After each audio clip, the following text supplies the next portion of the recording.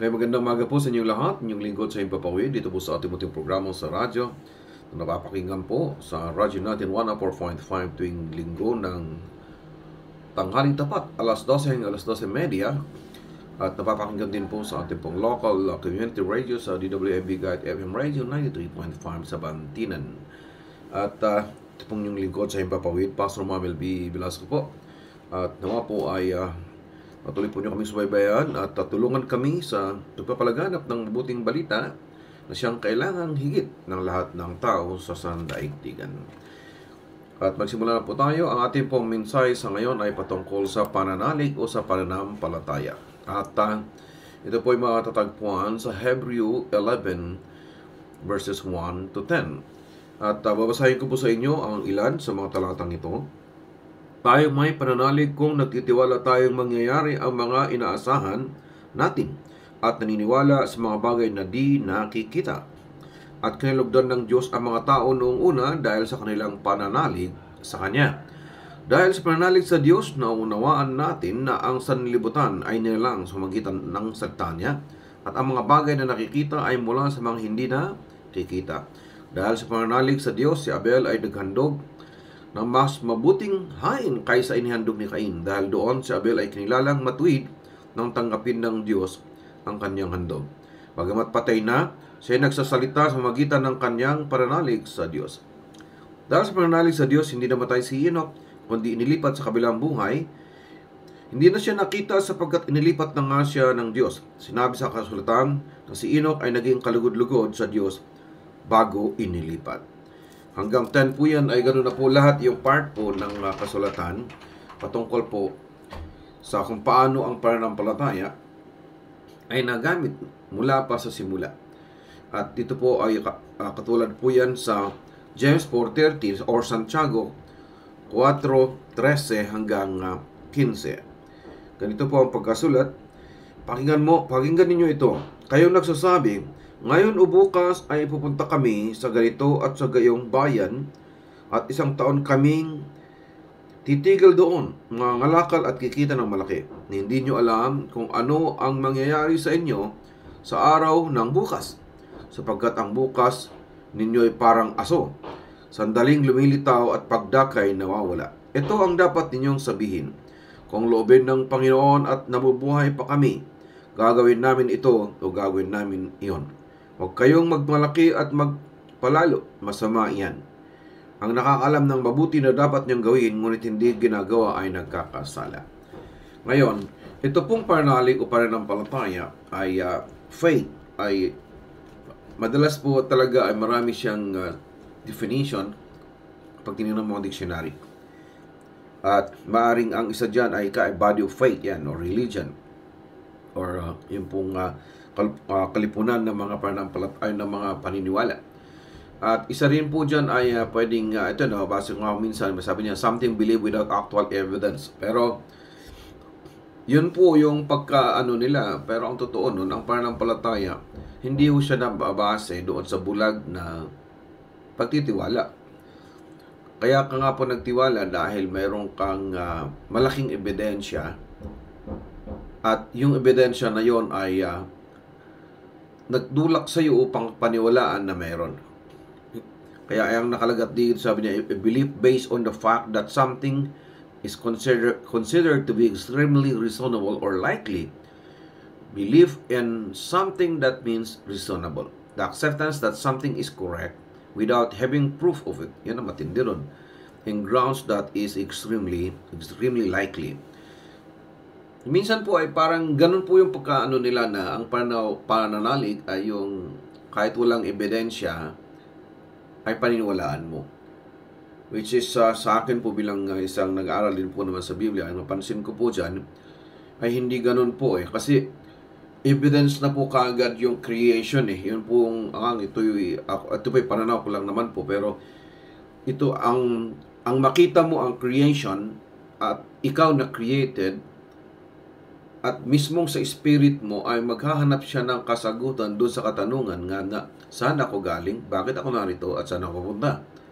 At isa na rin po dyan ay etong mga material na nakikita at hindi nakikita na alam kong meron, bagamat sa naked eye ay hindi ko makita. Sino ang gumawa? Ito ba'y accidentally na nabuo o nag-andyan? Ay bakit mayroon napakagandang pagkaayos at may kaayusan siya? Di lalo na po yan nung umigting ang kaalaman ng tao, lumalim o kaya ay tumaas ang kaalaman ng tao sa siyensya, at nakita natin kung paano mismo ang ating katawan ay how fearfully, wonderfully made tayo. Then pinag-aralan natin po ang ating cosmos at pati na rin po ang beyond sa ating pong galaxy or sa ating pong solar system. Nakita natin na bakit hindi nag-umpugan ang mga planet at bakit may design, bakit mayroon pong pati yung napakaliit na dapat ay hindi nagkakamali na kaayusan ng mga stars sa buong sanlibutan. Sino ang umayos niya? So, yung sabihin po na ang pananampalataya ay basta lang nananalig ng walang ebidensya, hindi ko po matanggap yun na definition ng faith. Kasi napakalaki po ng ebidensya kagad para sa akin. So ngayon po, ang message po ay faith versus presumption. Pagtitiwala o kaya ay pag-aakala. Baka naman kasi yung akala mo faith, nag-aakala ka lang pala. So, yung faith versus presumption. Pagtitiwala o pag-aakala. Then, yung pagtitiwala dun sa Hebrew chapter 11, nakita natin na may batayan po yan. Unang batayan po dyan, yung salita ng Diyos mismo.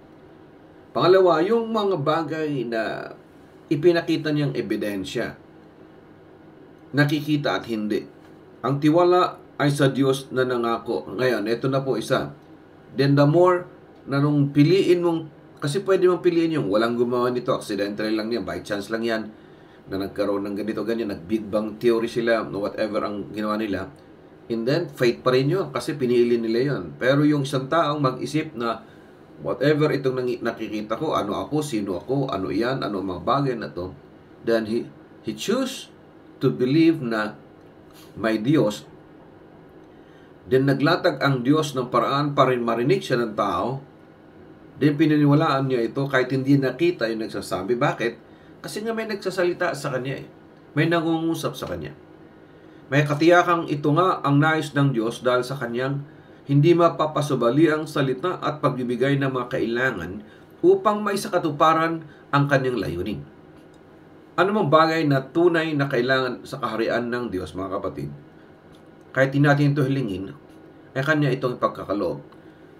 Ay mga bagay na kailangan dun sa kanyang farm, kaya sa kanyang created na universe, kahit hindi mo hilingin yan, ipoprovide yan, o provided na yan. Maliwanag din naman sa Psalms 37 verse 4 na kapag ang anak ay namumuhay ng kaaya-aya sa kanyang harapan, kahit na ang kanilang puso ay hindi nila ito sinasabi, alam ng Diyos yun. Sinabi na ho niya sa Matthew 6:33, Philippians 4:19 as long as pinamuhay mo yung buhay ni Kristo, at may dinagdag pa nga, kung humiling pa kayo, edi ipagkakaloob nga yun. Maliwanag din naman na anumang hingin natin na ayon sa kanyang mga salita ay nang hindi ayon sa kanyang salita, hindi po niya ipagkakaloob yun.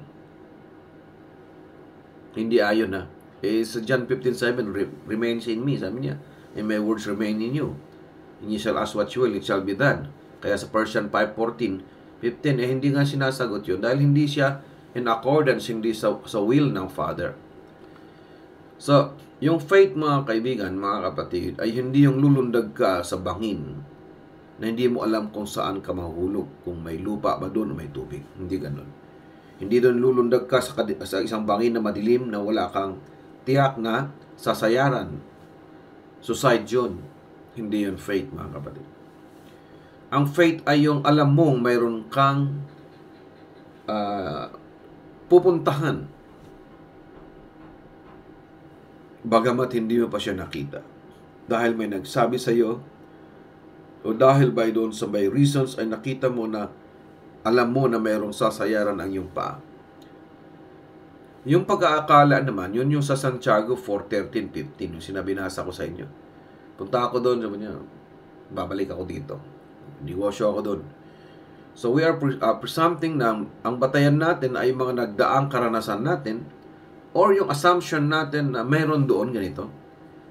Ang tiwala ay sa araw ng bukas. Umaasa ng may mas magandang pagkakataon at umaasa sa sariling kakayanan. Dahil ang Diyos naman ay nangako na ng pagkakaloob sa pangangailangan ng kanyang mga anak. Akala ng maraming Kristiyano na hindi sila pababayaan ng Diyos. Kaya sugod na ng sugod. Kadalasan nakatulamang sa pangako ng Diyos. Ang isip ng mga Kristiyano na nakalimutan na natin na sa bawat pangako ay may katapat itong obligasyon o tungkulin na dapat gampanan. Yun po yung masakit. Yung dahil sinabi ng Diyos, di kita pababayaan, pagkakaloob ko yung pangangailangan mo, hindi na siya nagtrabaho doon para sa pagkain niya. Hindi ho ganun. Maging maliwanag po sana sa atin na ang Diyos ang may pangako, hindi ang araw ng bukas. Jeremiah 29:11. For I know the plans I have for you, says the Lord. It's not to harm you, hindi para saktan ka. Kundi para i-bless ka, bigyan ka ng future. To give you hope. Nang pasukin ng mga Israelita ang Kanaan, akala ng mga ito ay kaya nila dahil nga sinabi ng Panginoon sa kanila na sila ay hindi na niya pababayaan at ibinigay na sa kanila ang lupang pangako. Ngunit sinabi ni Moises, huwag. Ngunit hindi nakinig ang mga Israelita, sumugod sila. Ayun, natalo sila doon sa Numbers 14, verse 41-45. Dahil ang pangako ni Yahweh, ibibigay ko sa iyo yan. Pangako ni Yahweh sa kanila, pagpapalain ko kayo, ingatan ko kayo. Di sugod sila ng sugod.